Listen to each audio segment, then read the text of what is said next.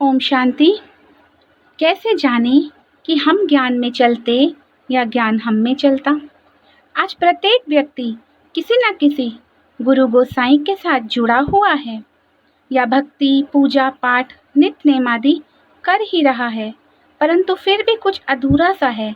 क्यों? आज किसी से पूछो तो कोई कहता मैं इस गुरु के पास जाता हूँ, हमारे ये गुरु गोसाई हैं, मैं इस राह पर चलता हूँ, मैं इसकी मत पर चलता हूँ, हम इसको मानते हैं, हम उस देवी देवता को मानते हैं, हमारे ये इष्ट हैं या हमारे ये पूर्वज गुरु हैं।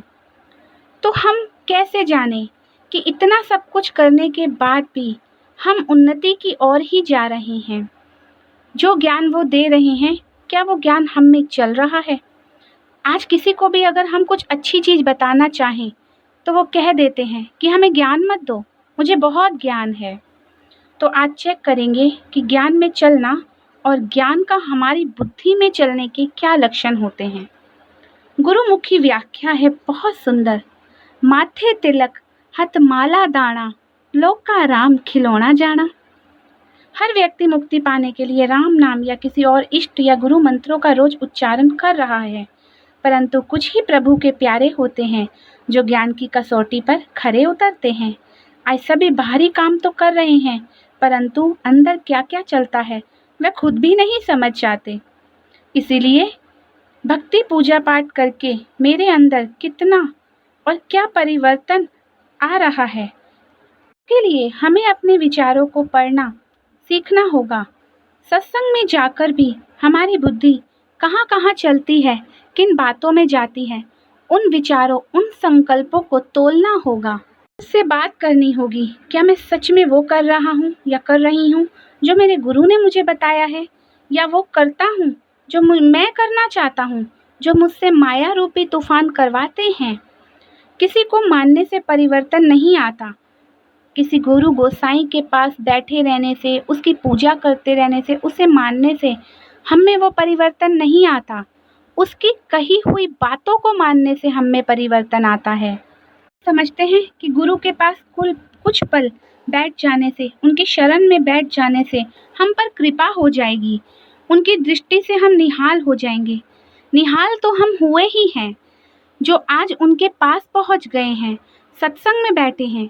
ये उन्हीं की कृपा है, ये उन्हीं की दृष्टि है जो हम पर पड़ी है और हम उधर जाकर बैठ पाए हैं।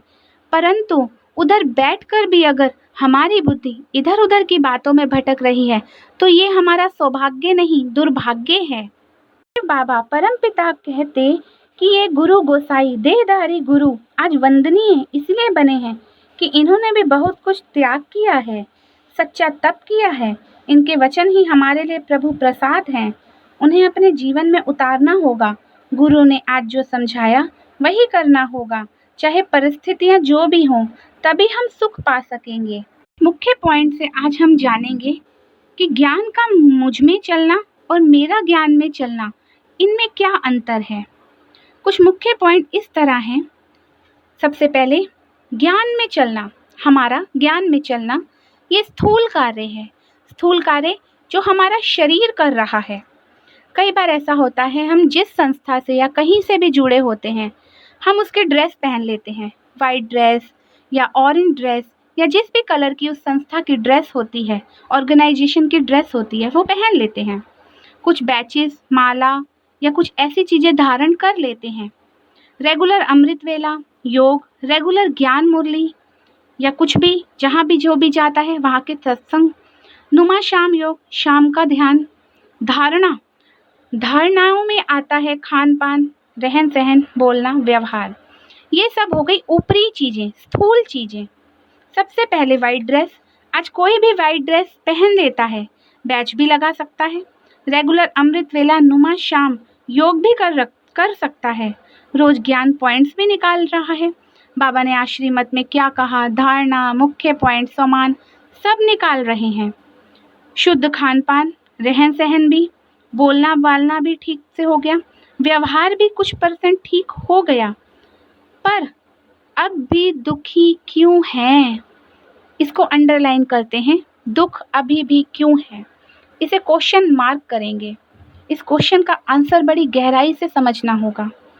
ये सब ठीक उसी प्रकार है जैसे एक बाल्टी के अंदर छेद करके जल चला देना, फिर पूछो कि बाल्टी क्यों नहीं भरती। वैसे ही आज मानव की हालत हो गई है। समय निकालकर सत्संग सुनने तो जा रहे हैं, परंतु बुद्धि रूपी बाल्टी में छेद हैं। जो ज्ञान अमृत बरस रहा है, गुरु की वाणी बरस रही है, वो व्यर्थ के छेदों से बाहर निकल रही है। मतलब बुद्धि इधर उधर विकारी बातों में, इधर उधर की बातों में, लोगों ने ये क्यों कहा, मेरे साथ ही ऐसा क्यों हुआ, मैंने ऐसा क्यों किया, मैं ऐसा कैसे कर गया, पश्चाताप, गिल्ट फीलिंग, ये सब चीज़ें हैं व्यर्थ की। इन्हीं में बुद्धि फंसी हुई है। और कब सत्संग शुरू होता है, ज्ञान मुरली शुरू होती है, और कब ख़त्म हो जाती है, हमें पता ही नहीं होता। फिर बाद में पूछा जाए कि क्या सीखा, तो कुछ ही लोग बता पाते हैं जो 1-2 पॉइंट है, और कितने लोग ऐसे भी होते हैं जो बहुत अच्छे से समझकर बताते भी हैं कि आज हमें ये कहा। लेकिन इन दोनों में भी फ़र्क है।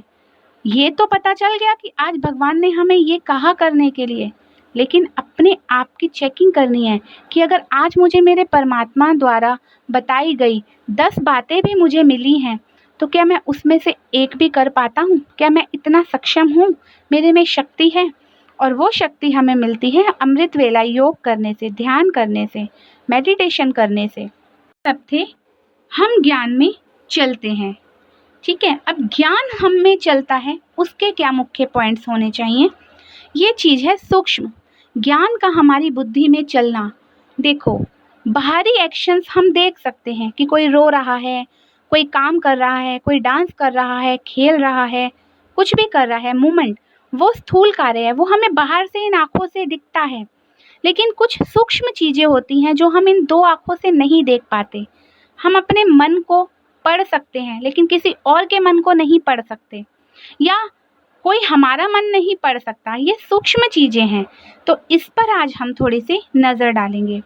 पहला है सत्संग। मुरली क्लास में जो भी सुना उसे तुरंत बुद्धि में नोट करना कि आज मेरे गुरु ने, मेरे परमात्मा ने, मेरे शिव बाबा ने मुझे क्या सलाह दी है, मुझे क्या श्रीमत दी है, क्या मैं उस पर खरा उतर पाता हूँ? सवाल करना है खुद से, अगर नहीं तो कारण क्या है, फिर उस कारण का निवारण करना है। दूसरा है मन ही मन उस बात को याद करना या दोहराना, जिसे भक्ति मार्ग में सिमरन कहते हैं। ये नहीं कि हाथ में माला तो ले ली, पर सिमरन तो कुछ और ही चल रहा है। भोगों का सिमरन चल रहा है, विचारों का, व्यर्थ विचारों का सिमरन चल रहा है, घर की चिंता, बच्चों की, इधर उधर की बातें, इसे कहते हैं व्यर्थ चिंतन। गुरुमुखी भी कहती है, माला ते ता फेरनी सी कि माड़े कम्मा तो, मतलब बुरे काम से तेरा मन फिर जाए, परंतु बाहर से सबको दिख रहा है कि ये ध्यान में बैठा है, कितना अच्छा योगी है, परंतु अंदर सिमरन भोगों का चल रहा है। ऐसा ना हो, इसलिए अपने विचारों को चेक करें। क्या जब मैं ध्यान में बैठता हूँ, जब मैं प्रभु के लिए कुछ समय निकाल के बैठता हूँ, तो तब क्या सिर्फ प्रभु के बारे में ही सोचता हूँ? क्या उससे जो प्राप्तियाँ मुझे इस जीवन में हुई हैं, जो जो उसने मुझे सुख दिए, उसने मुझे क्या क्या दिया, ये सब चिंतन चलता है, या शिकायतें ही करता रहता हूँ कि तूने ये नहीं दिया, तूने वो नहीं दिया, मेरा ये काम नहीं हुआ, मेरा वो काम नहीं हुआ। कहते हैं ना, सच्चे मन से अगर उसे याद करो और उसका ध्यान करो, तो हमारे सब बिगड़े काम बन जाते हैं। मन में पाना नहीं, उसकी बातों पर, उसकी कसौटी पर खरा उतरने का चिंतन चलना चाहिए। उसने क्या श्रीमत दी, उसने हमें क्या सेवाएं दी हैं। हम अपने भले का ही अक्सर सोचते रहते हैं, लेकिन जब तक हम दूसरों का भला नहीं करेंगे ना, हमारा भला नहीं होने वाला। ये सब चीज़ें होती हैं सूक्ष्म चीज़ें, कि मेरी बुद्धि में क्या चलता है। तीसरा है, वैसे तो ज़िंदगी में करने को बहुत कुछ है, पल भर निकालिए प्रभु के भी नाम पर। अपने जीवन के वो पल जिसमें सिर्फ उसकी याद हो, इधर उधर मन ना जाए। ऐसा ना हो कि भगवान के नाम पर भी धोखा, सत्य के संग में बैठ कर भी मन तो कहीं और ही दौड़ रहा हो। इसलिए पहले अंदर की सफाई करनी है। जो जो पॉइंट्स, मतलब जो जो बातें बाबा हमें रोज बताते हैं, उन्हें जीवन में धारण करना है। उसके लिए अगर कुछ त्याग भी करना पड़े तो कर देंगे, फिर देखो कमाल, क्योंकि त्याग के बिना कभी भाग्य नहीं बनता। चौथा है, अपने विचारों को ध्यान से देखना किस किस प्रकार के विचार चलते हैं मेरे मन में। एक स्टोरी है, शॉर्ट में बता देती हूँ। एक सेठ था, वह नित्य स्नान करने के लिए नदी किनारे जाता था। नदी के किनारे पे एक तरफ साधु बैठा तप कर रहा होता था और दूसरी तरफ धोबी रोज किनारे पर कपड़े धोता था। एक बार जब सेठ स्नान करने नदी के अंदर जा रहा था तो उसने अपने कपड़े और अपने गले की सोने की चैन और कुछ और कीमती चीजें कपड़ों के साथ नदी के किनारे पे बाहर ही रख दी। साधु रोज देखता था और धोबी भी सेठ को रोज देखता था कि ये क्या क्रिया करता है। रोज आता है, अपनी चीजें किनारे पे रखता है, नदी के अंदर स्नान करने चला जाता है। जब सेठ नहाकर बाहर निकला तो उसे वस्त्र तो वहीं मिले परंतु जेवर नहीं मिले और थोड़ा कुछ पैसे थे वो भी नहीं मिले। तो उसने आसपास नजर दौड़ाकर देखा तो उसे एक तरफ धोबी और एक तरफ साधु दिखा। तो उसके मन में चिंतन चला कि साधु तो ऐसा काम कर नहीं सकता, ये तो भगवान के ध्यान में बेचारा बैठा है, ये क्या चोरी करेगा। जरूर इस धोबी ने चोरी करी होगी क्योंकि ये गरीब है, इसी ने चोरी करी होगी। तो जाकर उसको पीटने लगता है। धोबी चिल्लाता रहता है कि सेठ मुझे छोड़ दो, ये काम मैं नहीं करा, मैं गरीब जरूर हूँ लेकिन ईमानदार हूँ, मैं ऐसा काम नहीं कर सकता। लेकिन सेठ, उसका तो मन में यही था कि साधु तो ये काम करेगा नहीं क्योंकि वो तो सुंदर वस्त्र, साधु रूपी वस्त्र पहनकर बैठा था, ध्यान में बैठा था प्रभु के, वो तो ऐसा काम करेगा नहीं। तो और कोई तो आया ही नहीं इन दोनों के सिवा। वो उसको लगातार मारता रहता है धोबी को और वो सच्चे दिल से भगवान को याद करता है कि हे भगवान, मैं अपनी सफाई कैसे पेश करूं, अब तू ही कुछ कर। मैं तो तेरे ध्यान में हर काम करता हूँ, हर काम करते हुए अपनी गरीबी में भी खुश रहता हूँ, मैं ऐसी चोरी नहीं कर सकता, ये पाप मेरे सिर पर क्यों चढ़ गया। उसी समय एक आंधी चलती है और साधु के ऊपर का जो वस्त्र होता है, ओढ़नी होती है, वो उड़ जाती है और उसकी गोद में सेठ के जेवर और धन दिखता है और वो आंखें बंद करके बैठा होता है। सेठ देखता है और जाके साधु को कहता है, खड़े हो छली कपटी, ऊपर से साधु का भेष बनाते हो और अंदर से ऐसे कार्य करते हो, भगवान के नाम पर भी धोखा करते हो। तो समझा, साधु वाला भेष बना लेने से कोई साधु नहीं बनता। स्थूल कार्य हम कर रहे हैं, सत्संगी ड्रेस पहन रहे हैं, सत्संग में जाकर बैठ रहे हैं, बहुत अच्छे से सबको दिखाते हैं, लेकिन मन ही मन क्या चलता है। बाबा कई मुरलियों में भी कहते कि बच्चे, चेहरे की चमक ही बता देती है तुम्हारी कि तुम किस राह पर चल रहे हो, छवि ही बता देती है। इसीलिए जरूरी नहीं कि जो सामने वाला दिख रहा है वो वैसा ही हो, क्योंकि सूक्ष्म चीज मन में क्या चल रहा है, सारी बात तो उसी की है। जिसका मन छल कपट निंदा चुगली बुरे कामों से मुक्त है और प्रभु से जुड़ा हुआ है और अपने जीवन को ईमानदारी से अपने परिवार का पालन पोषण करते हुए भगवान को याद करता है, वही सच्चा तपस्वी योगी है।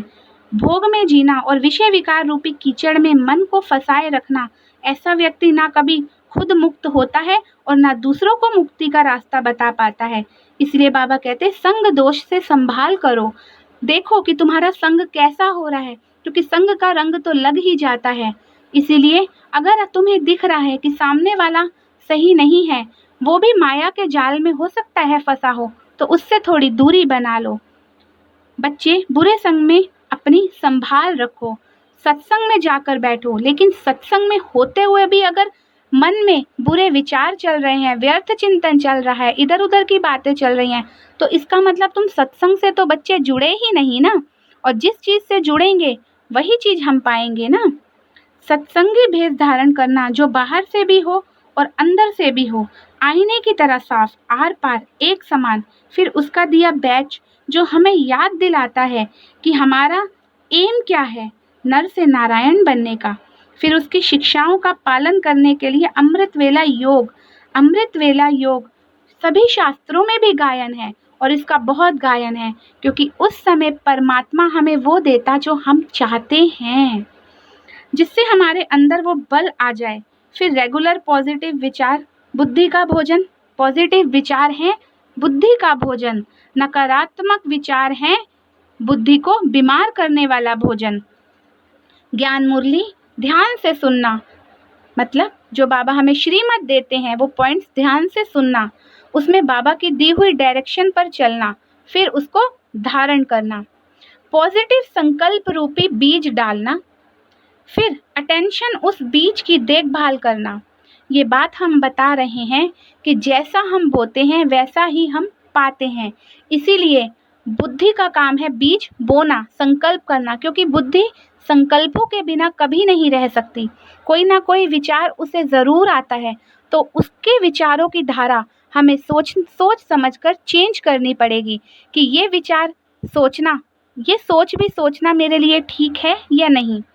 तो हम अब पवित्रता की धरनी पर कैसे बीज बोएंगे? पॉजिटिव संकल्प रूपी बीज डालना, फिर अटेंशन उस बीज की देखभाल करना। जैसे भक्ति में व्रत करते थे कि आज हमारा व्रत है, आज ये नहीं करना तो रोज व्रत करो।